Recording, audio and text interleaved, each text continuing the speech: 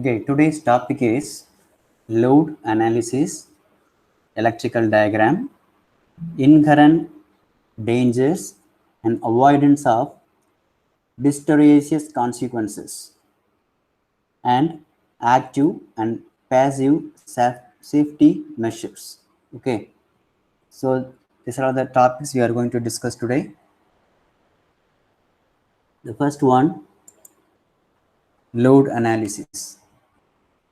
So actually, what is load analysis? Load analysis of the ship's electrical system is a complex exercise and covers all operating conditions of the vessel, such as condition in normal seagoing, cargo handling, harbor maneuvering, and emergency operations.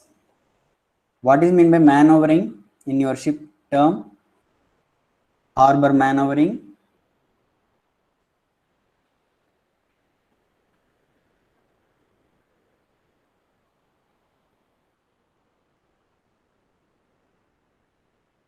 Can you hear my word?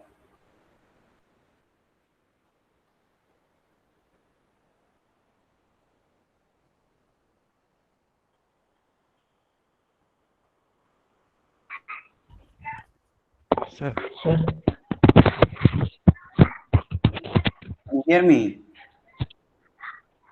yes, sir. Okay. What is maneuvering? Is there any idea about maneuvering? Sir, maneuvering ship வந்து sailingல இருந்து வந்து Tell me. Ship வந்து கார்போர்ட்லயோ இல்லை cardboard out சைட்லயோ வந்து stop ஆகிட்டு loader unloading பண்ணிட்டு லோடை இறக்குறது அல்லது அன்லோடிங் பண்றது பண்ணிட்டு திரும்ப ஒரு ஷிப் வந்து செயிலிங் ஆரம்பிக்கிறது சார் ஸ்டார்ட் ஆகி போகிறதுக்கு அந்த மொத்த ப்ராசஸிங் வரும் sir maneuvering. Okay. So on that time, we are utilizing so much of electrical energy, right? Load changing, load variation, Yes, sir. equipment handling. Okay. You just mute your mic. I will explain continuously. Okay. So maneuvering is the process of handling the ship whatever the ship coming to the coastal and leaving. So for each and every process, we need a different kind of energy management system. How the load going to be handled, and uploading, erection, and commissioning. That's the all the things by means of it's under the category of the load. It is the complex one. It is the complex one. So considering all those points is the complex one. Okay, so for the load analysis, we have to plan accordingly.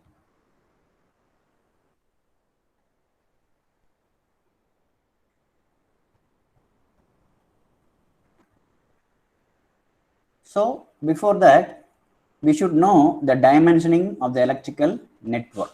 What is the dimensioning of the electrical network? So how we are going to manage and what type of propulsion systems we are already here in our in our ship. So for that, owner needs the money. Then for what? Class requirements, main voltage, type of propulsion, load and short circuit analysis, power demand, and ship's operation profile. Then we have to compromise those things. So in order to make the load analysis, we should know all those things. What are the voltage level we are using, and type of propulsions we are using. Take a break for 1 minute.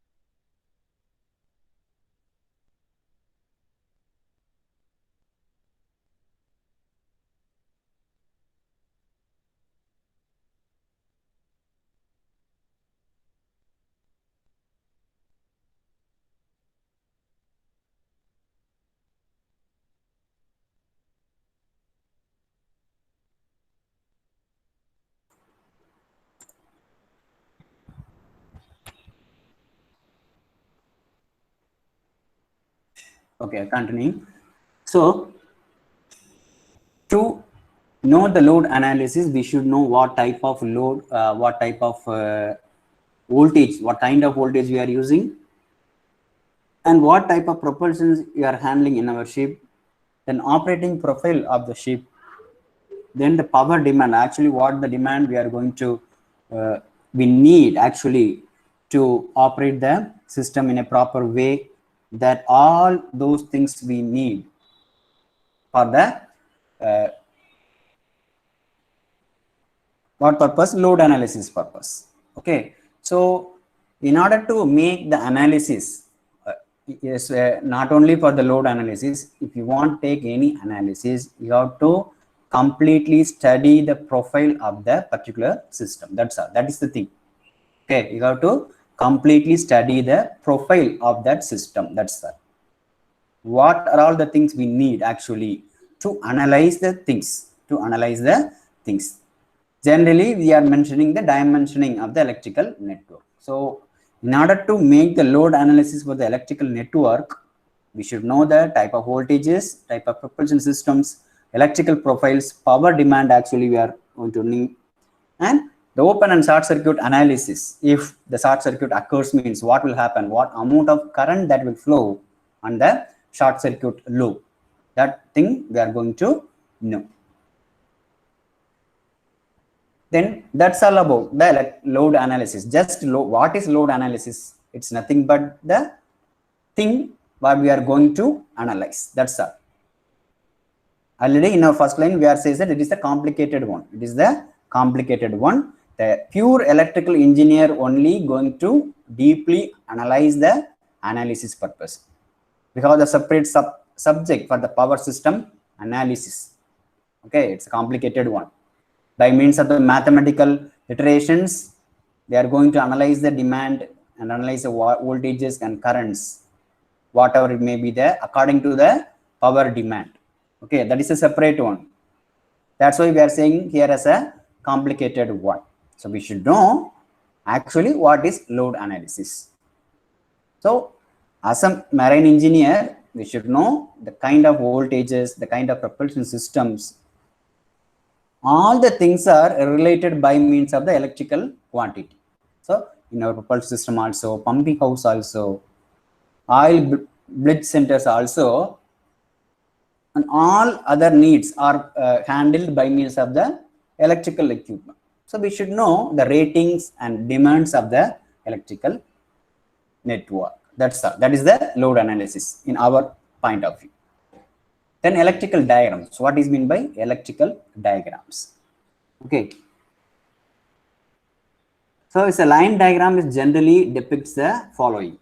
So in electrical diagram, we have a different kind of diagrams. First one is the line diagram, single line diagram. Generally, we are saying single line diagram or line diagram. So what is actually having the line diagram? The power source supply lines provide by the power circuit generally running vertically. Okay, generally running, just simply they are mentioning the power supply. Okay, power supply in the line, and the control circuit containing the controlling devices and the loads. So generally the line diagram having power supply sources, okay, controlling devices, then machines, transformers, batteries, etc. If you are having the machines or transformers or battery, etc., then all feeders that are connected to the emergency switchboard or main switchboard, etc. Then the distribution boards, then cable information, So writing a block like this, for example, it's a block diagram. Okay, a block diagram shows a simplified form, the main interrelationship of the elements in the system. It's also like a single line diagram, but a single line diagram is a vertical one. Okay, in a vertical way, we are writing the components by means of the vertical manner. Vertically, we are going to write the diagram. In block diagram, we are going to draw in this way. This is actually the block diagram.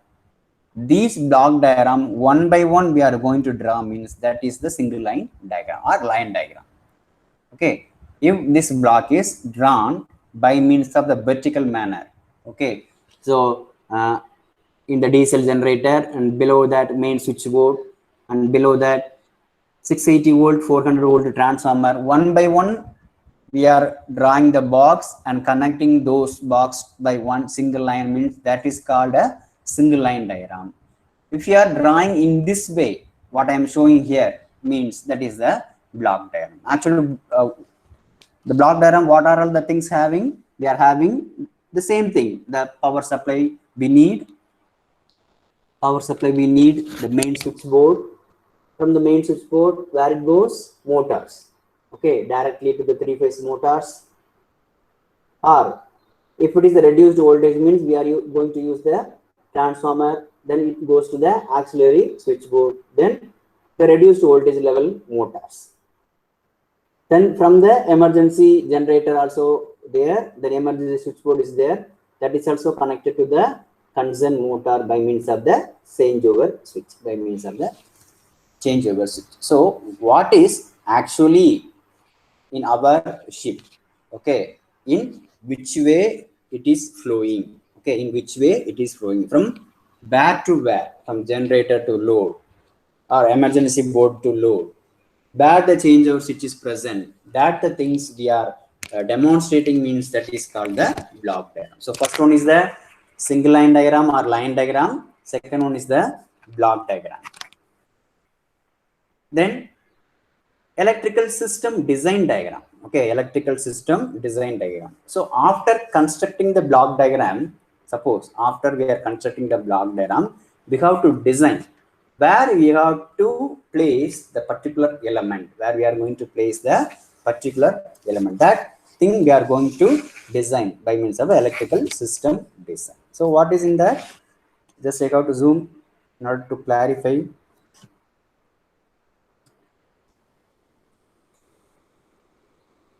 See here, for example, this is the isolating link. Suppose in our plan we are having one isolating link, and the first generator, this is the second generator, this is the third generator and fourth generator. And these are the bus bars we are having. So from this generator I am having one transformer, and this is directly given to the motor. From the transformer I am having a sub switchboard, secondary switchboard, and the reduced level motor. What we are seeing in the block diagram, from the generator, main switchboard, and directly to the motor. From the main switchboard, transformer, auxiliary switchboard to the motor. These things we are having in the design diagram. This is the main switchboard, and this is the auxiliary switchboard. That is here mentioned as a bus bar. Okay, so this is the design diagram where we need a relevant supply for the relevant load. Okay, so this is a general design diagram for the previous block diagram. Example we are having the previous block diagram. So from the previous block diagram, this is our system design diagram. Okay, system design diagram. Then circuit diagram. What is actually the circuit diagram? The circuit diagram of an electrical propulsion system where fitted will also provide details of the flow. So each and every diagram gives the details of electrical equipment up to which level is the diagram's view. Okay, so in this circuit diagram, what are all the details we are got for the analysis are the things. So rating of the electrical machines.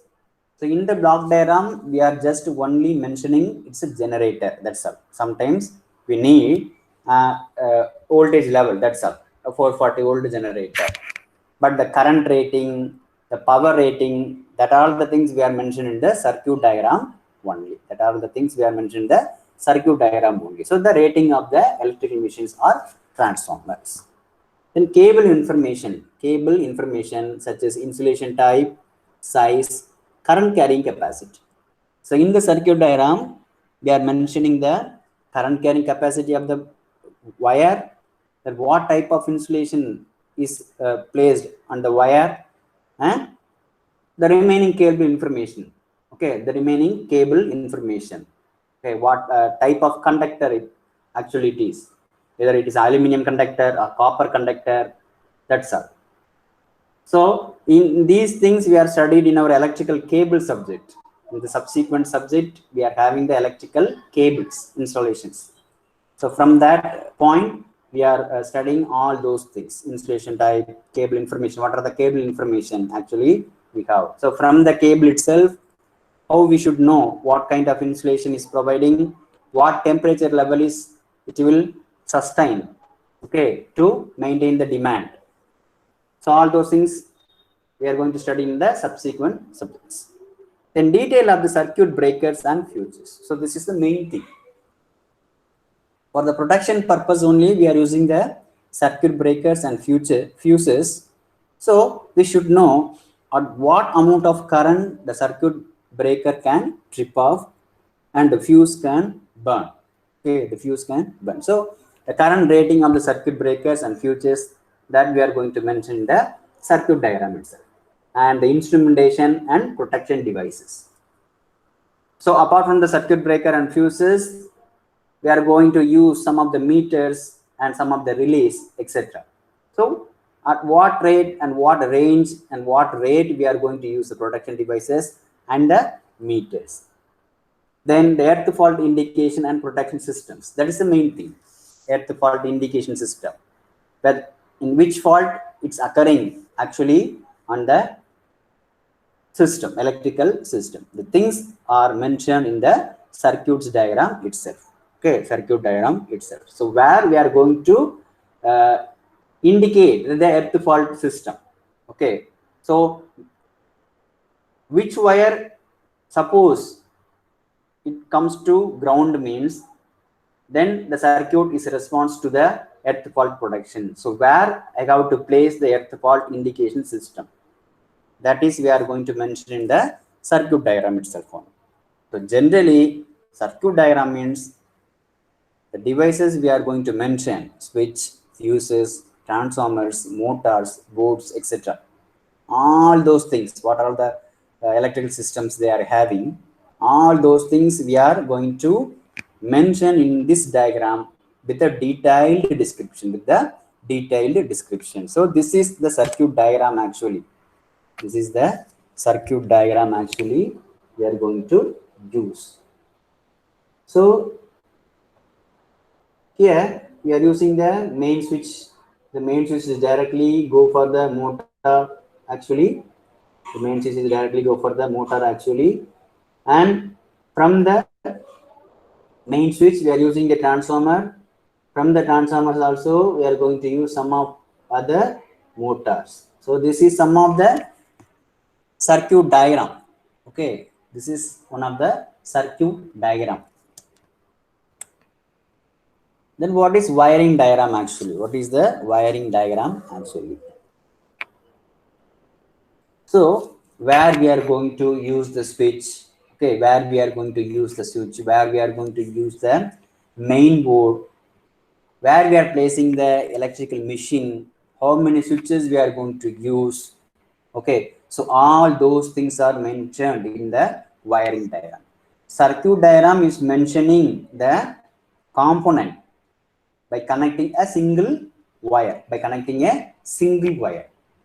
But this wiring diagram actually mention all the wires in the motor. Actually, which wire going to which component, which wire is going to which component. That the detailed view is the wiring diagram.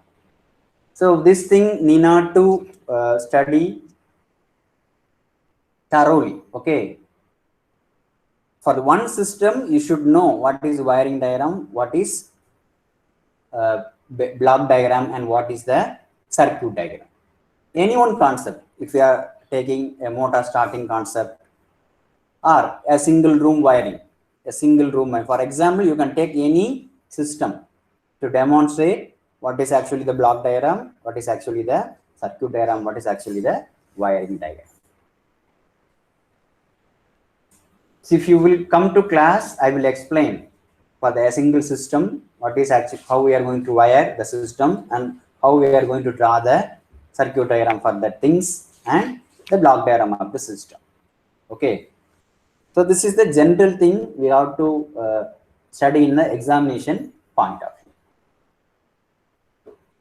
Then the inherent dangers and avoidance of disastrous consequences. Okay. What is actually this is, which one is the danger thing, which one is the danger thing, how to avoid these consequences, that we are going to see. That is, in generally, it's a risk. In generally, the risk. Risk means in the electrical point of view, suppose they may get shocked. Okay, they may get shocked. Or if the shock is present or not in this area, if the shock is present or not in this area, that thing we are going to know. Whether the voltage is present or not, now the voltage is present or not at this time, that's the thing we should know.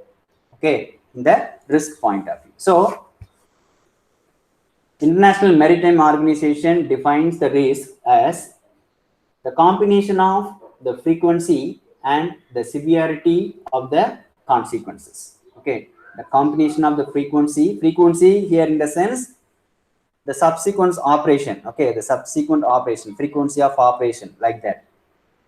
So combination of the frequency and the severity of the consequences.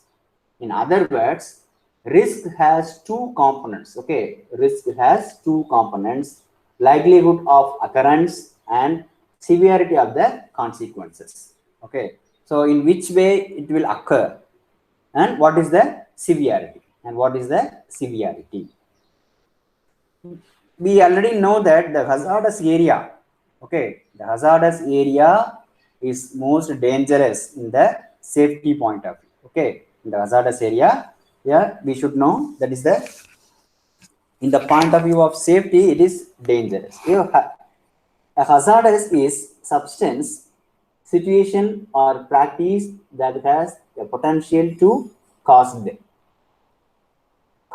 harm. Briefly, what we are concerned with, therefore, is the identification of hazards, the assessment of the risk associated with those hazards. That is the thing we are going to do. So, in the hazardous areas, what kind of risk is going to be there?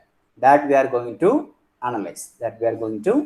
So, how to avoid those safety risks? That's the thing we are going to study. We should know. So the application of the controls to reduce the risks that are deemed intolerable. Okay, so the monitoring of the effectiveness of the controls may be applied either to reduce the likelihood of occurrence of an adverse event or to reduce the severity of the consequences. The risks we are concerned with are those which are reasonably foreseeable and relate to the health and safety of those who are directly or indirectly involved in the activity or who may be otherwise affected. The property of the company and others and the environment. Okay, what they are saying actually, if the risk is very high, means in the health point of view and the safety point of view, all the risks are sustained to the directly or indirectly handled persons. Okay, the property of the company and the environment. Suppose more hazardous, if we have a more hazardous, in the environmental point of view also, it will be the very risky one. Sometimes it may get fire.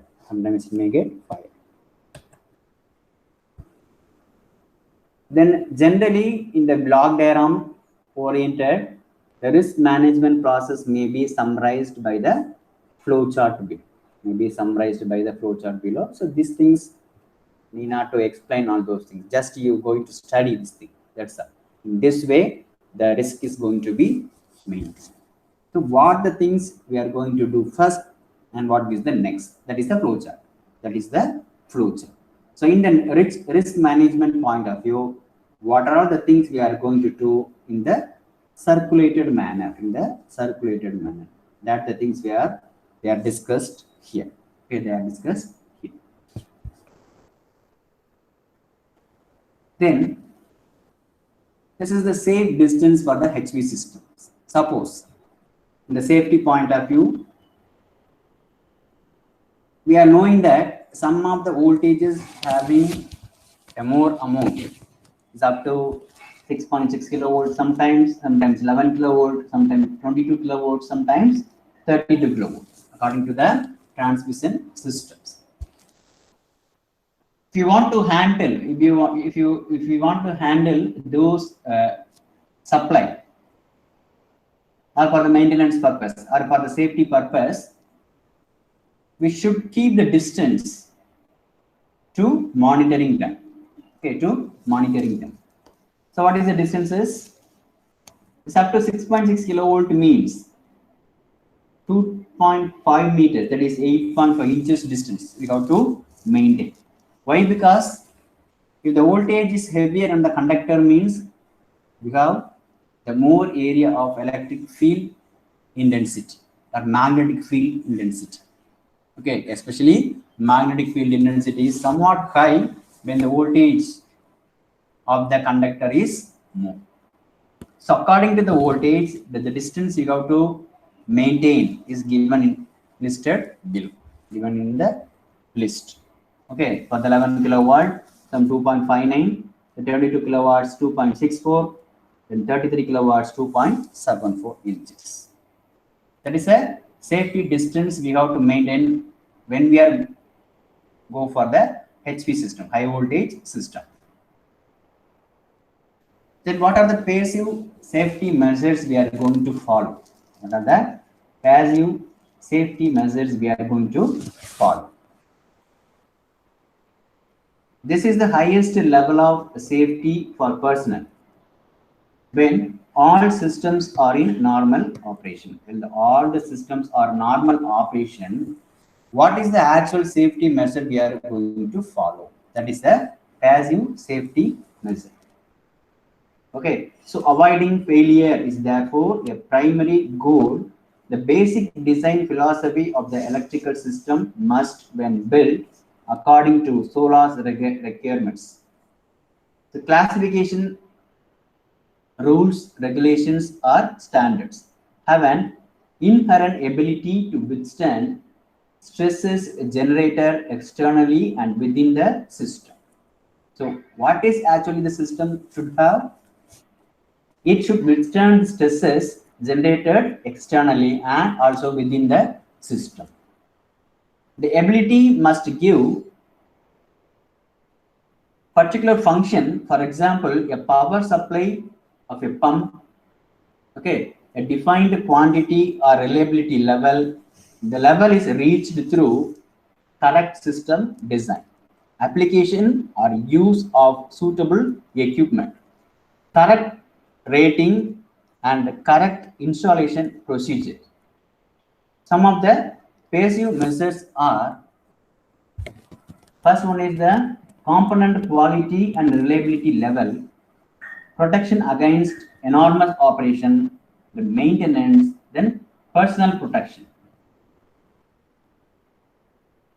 Okay, what is the component quality and reliability level? If we are going to use a component, first of all, we should know the quality of the component and how much it will be reliable. That the things we are know in the point of view of the passive safety measure. And protection against the enormous operation. Okay, suppose an abnormal condition may occur means what kind of protection is going to be taken. That the things we are going to know. and the view of maintenance also. Then especially in the personal protection. So we are only going to handle all those things. We are going to handle the electrical equipments in the view of maintenance, in the view of monitoring and the protection. So our safety is one of the main passive measure. Okay. So this is the passive measure point of view. Then what is the active safety measure? Active safety measure when the failure occurs in the electrical installation. When the failure occurs in the electrical installation. In the passive safety measure, we are mentioning when the system is in the normal operation. When the system is in the normal operation. In the active safety measure, after the breakdown occurs. Okay. When a failure occurs in the electrical installation, the philosophy is that the installations are only suffer minor operative consequences.